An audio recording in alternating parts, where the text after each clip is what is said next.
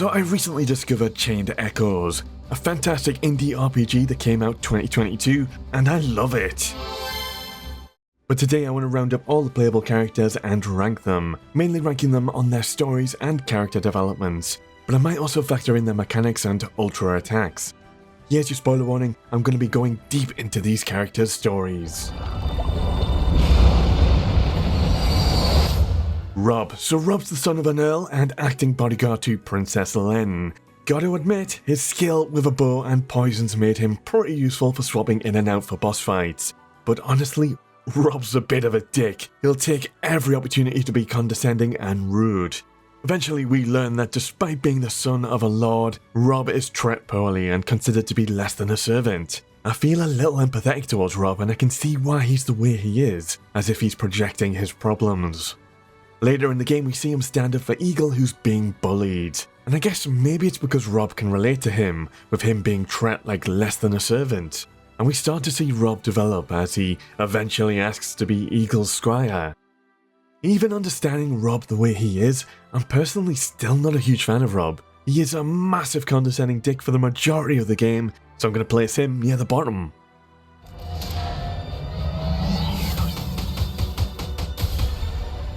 I came to quite like Bathraz. He's a badass mercenary and always seems to refer to himself in plural. Basically magic-based attacker who can control steel, like Magneto. We end up hiring Bathraz's services and he eventually becomes a permanent party member. It's hard to not feel empathetic once you've learned his tragic backstory. It turns out his dying son made a pact with the literal devil for power. His son becomes an armored suit, Full Metal Alchemist style, and dies. Out of desperation, Bathraz also made a pact for his magic in exchange for his limbs.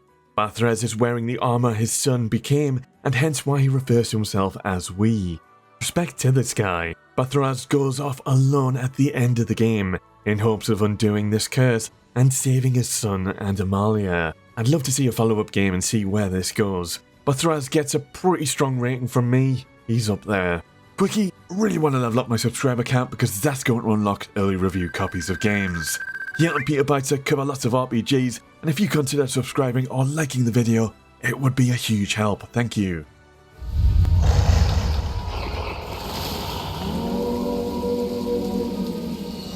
Next, Amalia is another character I came to feel really empathetic for. Really sweet main healer. There's a moment in the story where she's trying to cook for everyone to raise spirits, and that reminded me a little of Aiko from Final Fantasy IX. I was even going to set Amalia up to be my summoner with the class emblem, but it turns out because of the pact Amalia made, she can only ever use healing magic, so she couldn't actually summon anything.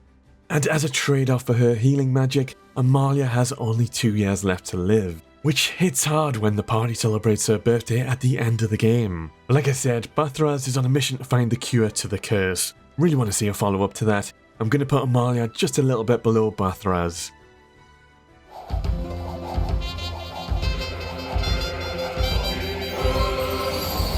So Victor is a playwright who integrates magic into his music and songs. And he also belongs to the R race that can live up to 1,000 years. My primary healer and support for the majority of the game. I've got to be honest, I was convinced that Victor had some kind of evil plan for the long run. I think he's too nice for his own good. Victor is literally robbed at the start of the game and laughs it off. No one's that nice. It is pretty suspicious when we know Victor's hiding information through the course of the game, and even has ties to Gwen. But eventually we learn he has good reason. My mind was completely blown. Turns out he's been watching over Glenn, and he's been a student, father and son to the different reincarnations of Glenn over time. At the start of the game, Victor is asked if he based his songs and stories on his own life, and he refuses to answer. It actually turns out Victor's songs were based on all the heroic lives that Glenn lived. It was really satisfying to unravel the truth, and I was wrong. Victor really is an awesome dude, and that's why he's going at the top for now.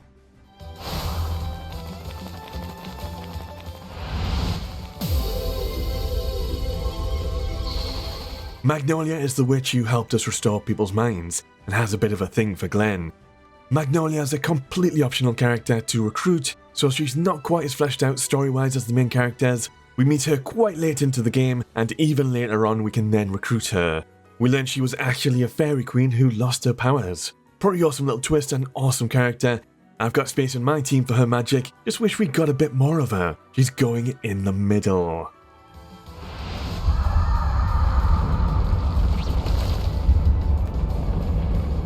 Egyl is a noble knight wielding a gun lance, and he's a big blue birdman. He's a major character but arrives quite late in the story as well. So as I said, Egyl is bullied a bit by his people, and Rob eventually becomes his squire. He's an effective tank and became my primary tank after acquiring a few passives. But I've got to be honest, we don't really see much character development through the story with Egyl. He's gonna go down here, but at least he's not a dick like Rob.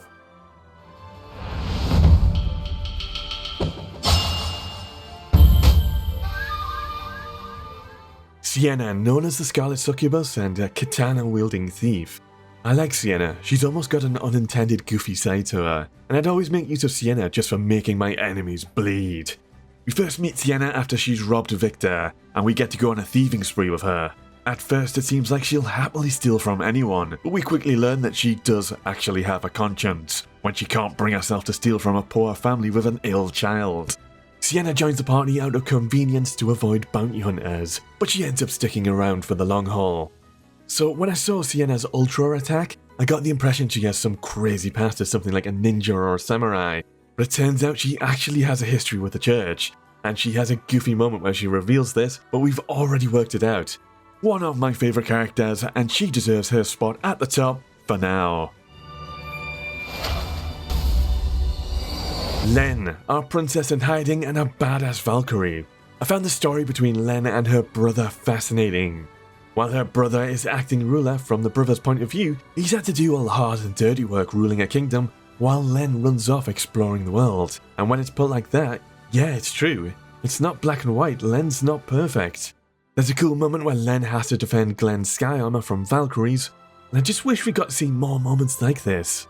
I'm mixed on Lenne, she's gonna go in the middle.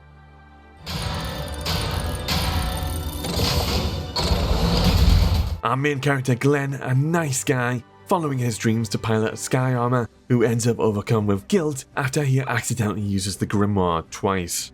But Glenn's real story lies in his past lives. I was completely shocked to learn of Glenn's past and his past lives. We learn he was a rich ponce with an arranged marriage to Lenne in her original life. Quick recap, Lenne tries to run away with another man, Timothy. Glenn is distraught and accidentally stabs her. Lenne and her lover go through some reincarnation ritual, and in his hatred, Glenn jumps in and gets reincarnated in the place of Timothy. Maybe I'm being a little controversial, but I think Lenne's partially to blame. She even had the opportunity to end their arranged marriage. But Glenn definitely goes too far, consumed by hatred. To me, one of the main messages within Chained Echoes is life is not good or evil, black and white. We all make mistakes and we seek forgiveness. And Glenn lived 4 heroic lives helping people. Glenn's going at the top spot for me.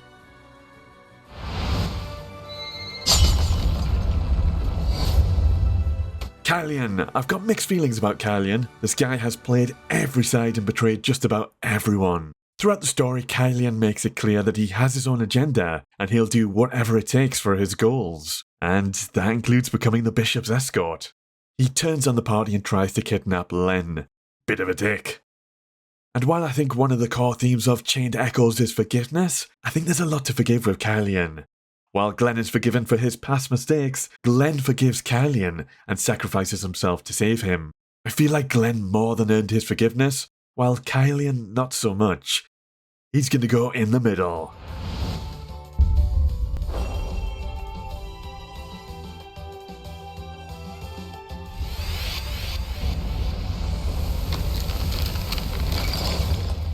Raphael, another really late and optional party member, but we do see him throughout the course of the story. He's a pretty badass knight and the High Inquisitor of the church.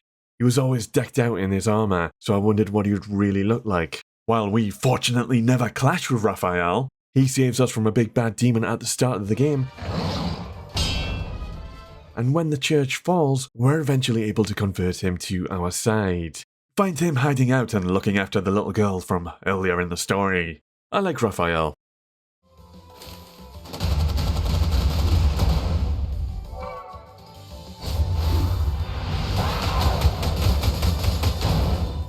I'm going to look at Tomke and Mikah together. They're both optional characters and quite late into the game. So Tomke is an old ram who's lost his memories, and he's what I would call a blue mage from Final Fantasy. He can learn monster abilities from canning and eating them.